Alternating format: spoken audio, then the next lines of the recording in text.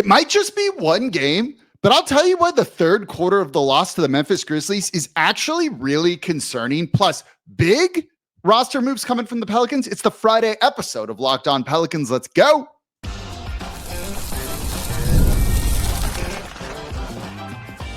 You are Locked On Pelicans, your daily New Orleans Pelicans podcast, part of the Locked On Podcast Network, your team every day. And welcome to another edition of Locked On Pelicans, the daily podcast covering your favorite team, the New Orleans Pelicans and NBA, part of the Locked On Podcast Network, your team every day. Available wherever you get your podcasts and available on YouTube, also on the Gulf Coast Sports and Entertainment Network. I'm your host, Pelicans Insider, credential member of the media, Jake Madison, at NOLA Jake on Twitter, joined by Dylan Sanders of Pelicans Roundtable. You probably also know him from the Saints Squad show as well. Dylan, what's going on, man? Oh, you're muted. Of course. The second week in a row this happened. I'm excited for Friday's game just because it's the first game back in the blender. It's going to be a lot of fun. And, I know it was a loss on Wednesday, but it was still good to see the team back and watch. There's positives to take, negatives to take. It's all good.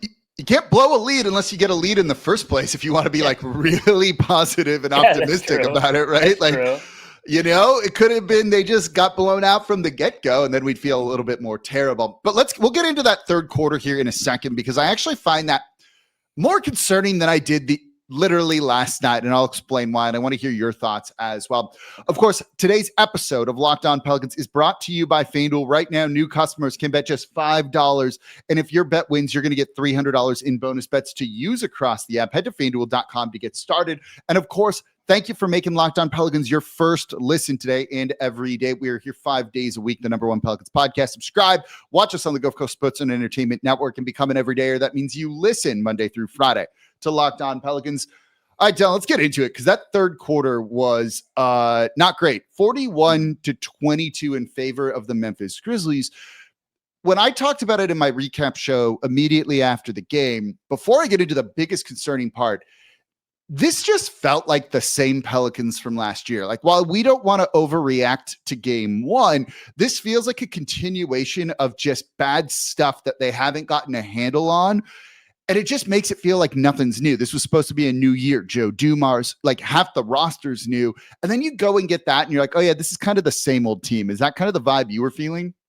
Yeah, it was the same old third. It was like a different first, second, and fourth quarter, but it was the same old third quarter Pelicans that I would say we've grown to love, but we've grown to hate. Really, honestly, the third quarter. There's no love Pelicans, there, man. There's no love. There's no love in the third quarters for the New Orleans Pelicans. No, it was rough, right? The Memphis Grizzlies went on a 20-0 run during that stretch, and like that's how you lose a game. You went from being up 10, to not up 10 pretty quickly at that point in time. Here's where I'm so concerned about this. When they went on that run, for the most part, it was under 4 minutes of action. So it's not like this was, over the whole quarter here, but for the most part, the lineup was Kentavious Caldwell-Pope, Santi Aldama, Cedric Coward, Jaren Jackson Jr., and Javon Small. They got run out of the building 20-0 with no John Morant on the court. For almost all of that time, the Pelicans, while they didn't have Zion Williamson out there, and this run really started when Zion left the game for New Orleans, they had Jordan Poole, they had Trey Murphy, they had Herb Jones out there for the most part during that run. You don't bring in Jordan Poole. Trey Murphy can't be saying he's going to be an all-star if you let your opponent go on a 20-0 run, even if Zion Williamson isn't on the court during it. Yeah, and I was looking at the shot. I'm looking at right now at the shot chart for the third quarter for the New Orleans Pelicans, and there was one shot in the entire quarter made outside of the paint, and that was the corner Herb three. And when you have no Zion and you have that Trey Murphy, Jordan Poole, and Herb, that's where you start, raining it down from above. Honestly, you have to get the shooting done, because if you're not going to have Zion to clear the space or make space in the paint or anything like that, you're going to have those shooters shoot. And then of those three, I'm surprised it was the Herb Jones corner, the only one to hit a three-pointer in that third quarter. Well, Trey Murphy went 0 for 3 in the third quarter. Only 3 shots, right? He played 8 minutes of action. He was a minus 17 during that stretch. Like that's not going to be good enough there, right? He only took 1 3. He's got to take more than that.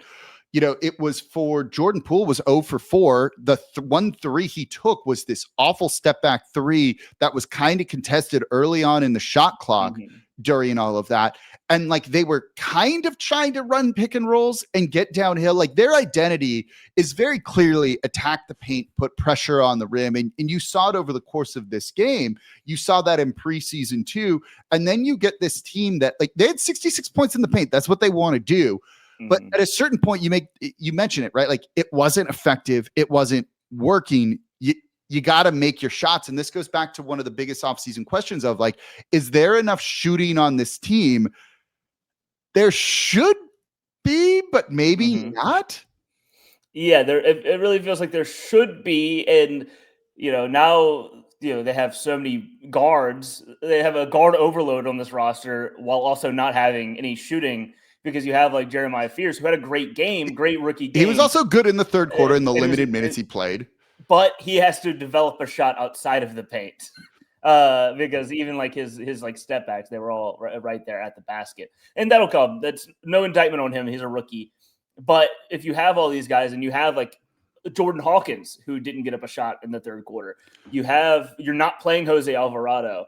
You're not, which is another crazy decision. Even Sadiq Bey missed. Trey Murphy has to make those shots. It's just, I don't know.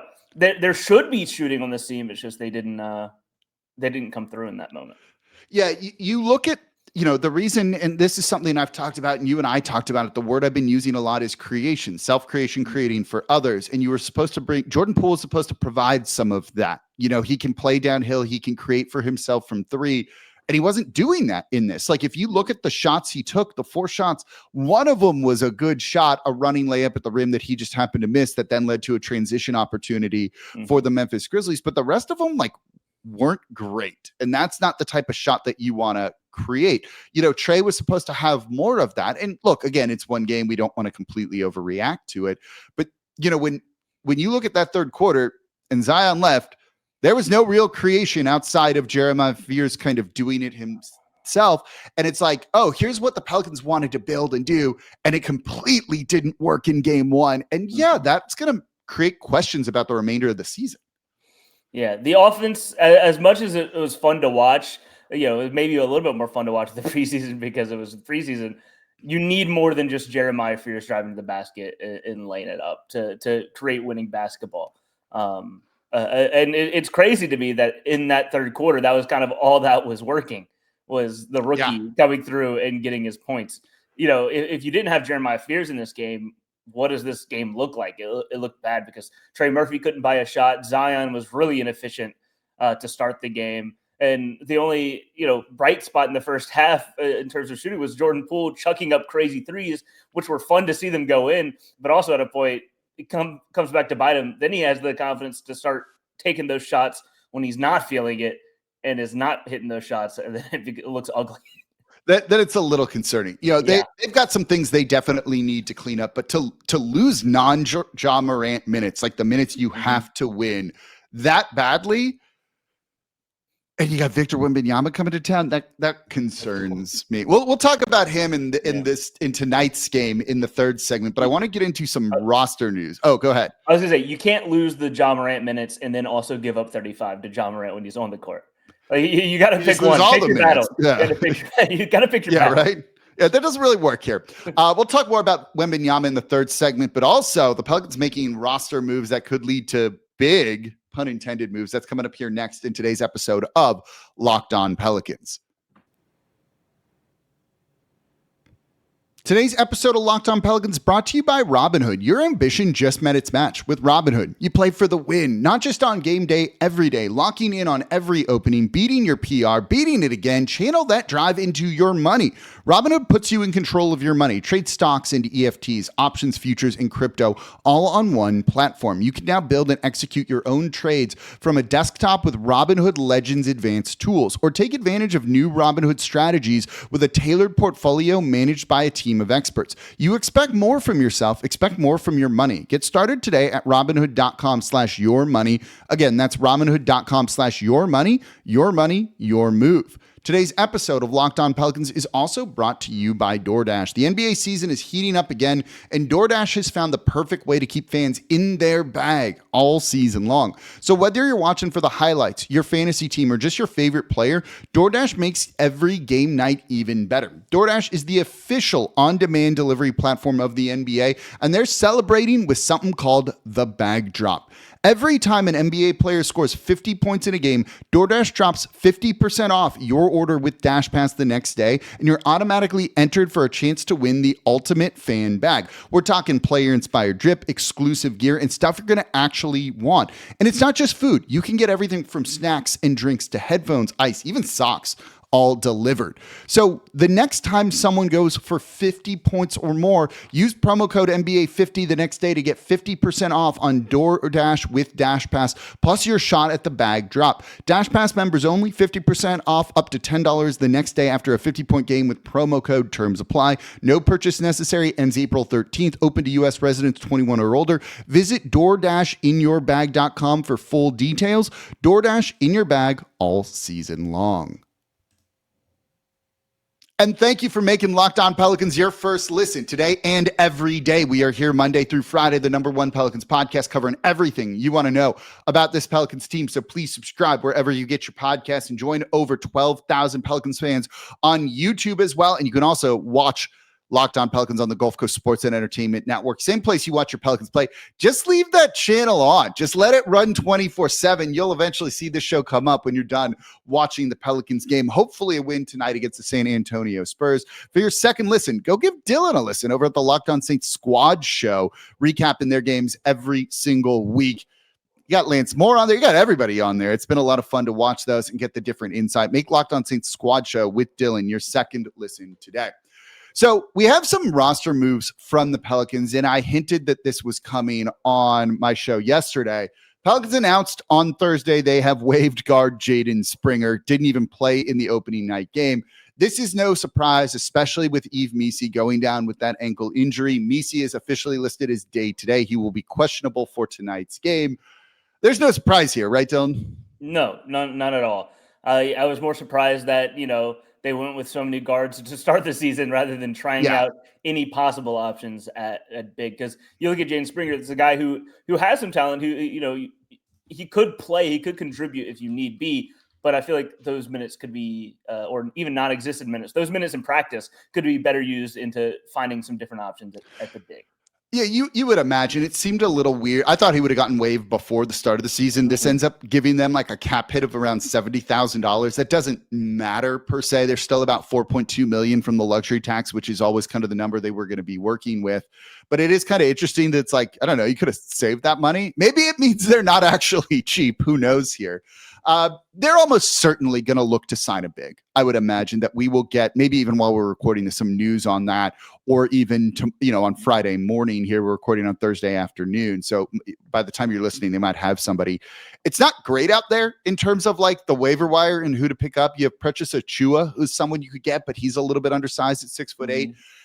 DeAndre Jordan's available. Tristan Thompson's available. Like, is there anyone that actually intrigues you potentially out there? Or is this more you just need someone who can breathe air, chew gum, and be 7 foot tall almost? I was gonna say, well, Boban's on ESPN now, so that's not gonna work.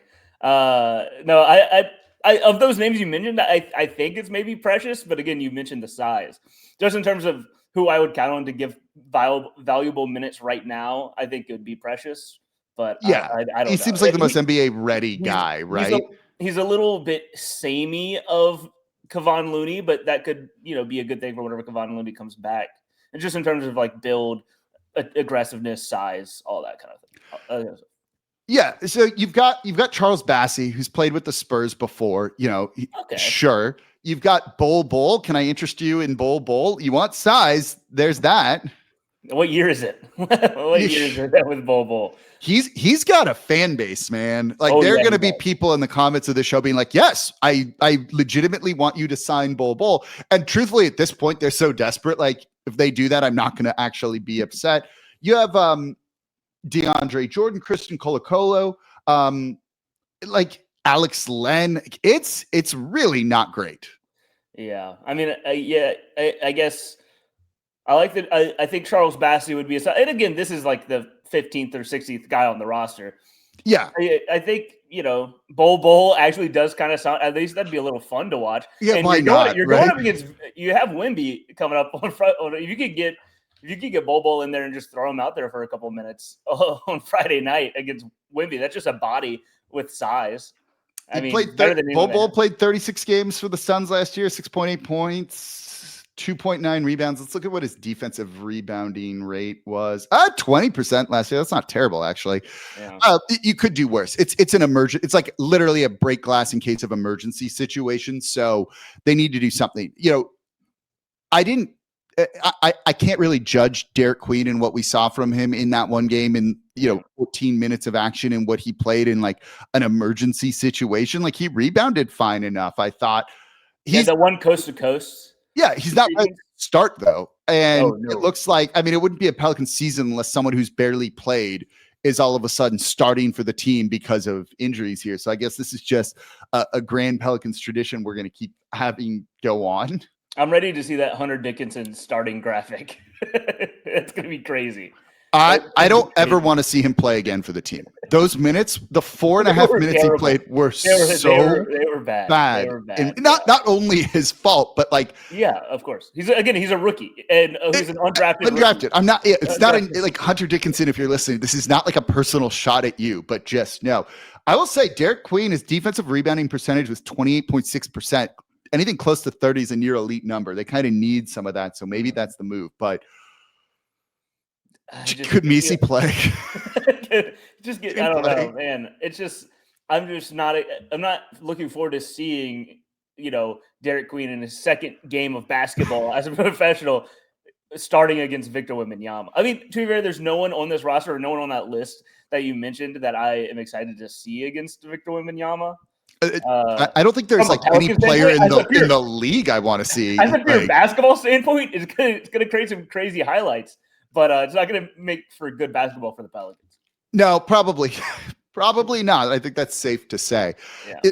They need to do something, right? Like if you want to be competitive this season, you're going to need some more center depth. They were already going in with the weakest rotation. Look, I'm glad Macy's at least listed day to day. There's a chance he plays. There's a chance this doesn't last very long. That's at least somewhat encouraging. And look, Derek Queen came back ahead of schedule, so maybe things actually are a little bit different for the Pelicans in terms of the injury stuff, but well, what I floated over at Pelicans Roundtable is like maybe you do need to figure it out in the immediate. But I think what I did a thing of overreactions from the first game. What can I overreact about from the first game? Just got it kind of fun because you're always told not to overreact. I think that the first game opens up a lane to trading for another big later in this year in terms of if you have the money, if you can work it out, because then you had Jordan Hawkins, who I didn't like those minutes last night.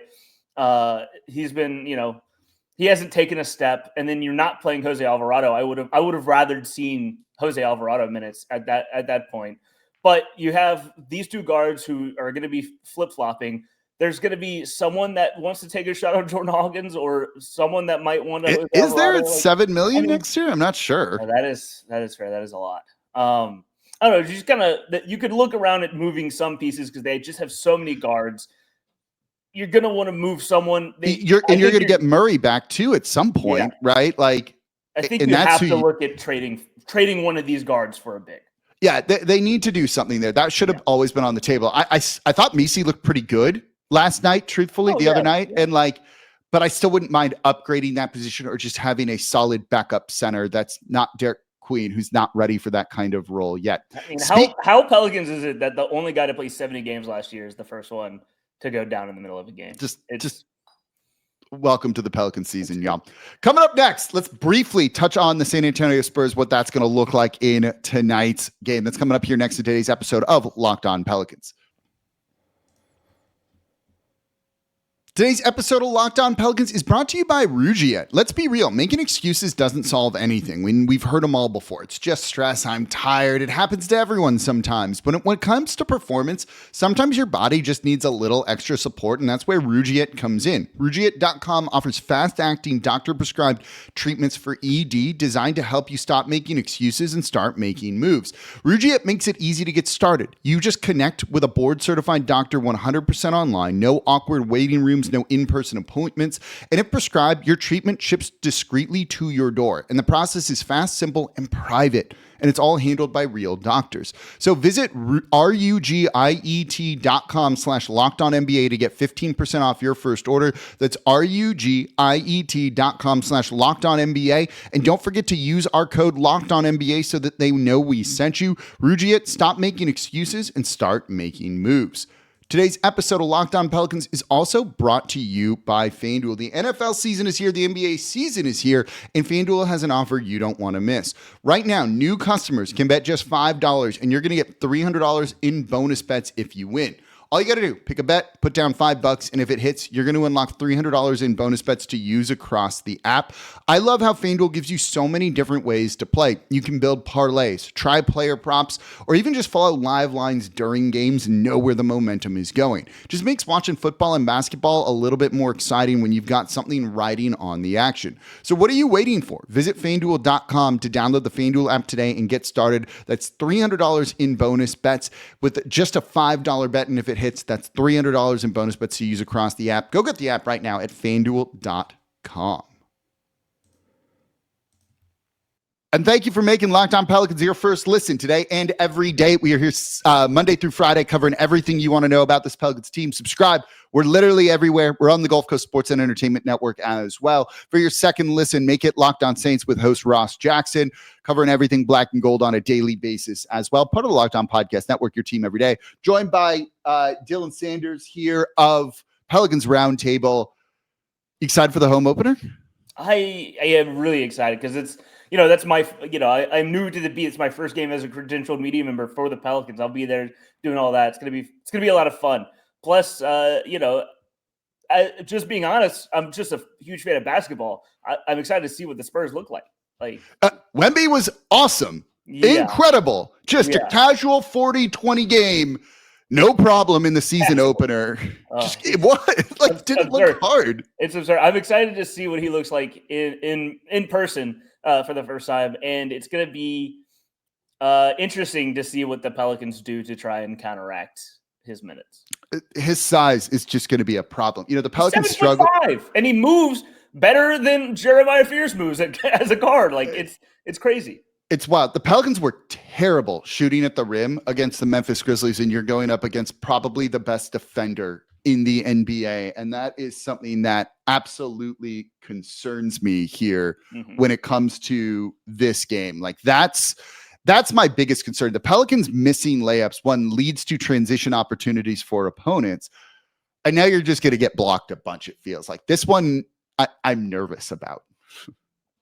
Yeah, I mean, it says adjustments against the Spurs. I think the biggest adjustment is maybe switching up what verse you're praying. You're praying over. There you go. It's, I don't know. It's just he seems unstoppable right now. But it's not really, fair. And it's also they have two young guards who look really good. De'Aaron Fox is De'Aaron Fox. It's just an interesting. It's a pretty deep team for. I was thinking about that with the rookie class. The Mavericks and the Spurs look really deep for having been the 1 and 2 picks. It's because the Spurs shouldn't have been, or the Mavs shouldn't have been up there in the first place. Neither should the Spurs have been with this one. I think this is where the Pelicans can't overcorrect. You still need to go at Victor Wembanyama. They did a really good job of getting Jaren Jackson Jr. in foul trouble. They need to find the way you win this game is if you get Wemby in foul trouble and get him out of the game. And then the San Antonio Spurs kind of hopefully fall apart from that because otherwise he's a problem. I also think you have to get Trey Murphy shooting earlier and getting shots in earlier because, he started slow and then it just kind of built from there. He just didn't look like Trey Murphy shooting the ball in that game. And I feel like, getting him the ball, getting him the shots early could open up a lot for this team. No, that's a good point, right? And it goes back to that 20-0 run where their offense fell apart. And it's like while you see chemistry with Zion and Trey and Zion and Poole, you need to figure out what the dynamic is between Jordan Poole and Trey Murphy. Who's your number one during that time? Who isn't? How do you work them together? They weren't involved in actions together really whatsoever. And it's like you need to kind of get those two on the same page. Part of the reason that Jordan Poole was taking some of those crazy shots is because it didn't really feel like anyone else was helping him create shots for himself. They wasn't getting screened. He wasn't in actions, like you mentioned. It feels like they could do a lot more in terms of, okay, Jordan Poole is the point guard right now. Like he is the one. He's the primary ball handler. Let's get him some shots. Yeah, and look, these are all fixable things. That's what's kind of encouraging about it. If you want to look at that opening night loss, these are all things they control, not what the opponent controls. And that's at least like a very important thing. These are things you can work on in practice in your game plan. And it's not something that it's like, well, we hope it's going to happen and we'll find out. These are very much things that you do control. So we'll see what happens in tonight's game against the San Antonio Spurs. You're going to be there. I'm going to be there. I'm excited to be in the building. I love Pelicans basketball regardless. It's going to be fun. That's going to do it for this episode of Locked On Pelicans. He's Dylan Sanders of Pelicans Roundtable. As always, I'm your host, Jake Madison, at NOLA Jake on Twitter. This is the Locked On Pelicans podcast, part of the Locked On Podcast Network, your team every day. See y'all next time.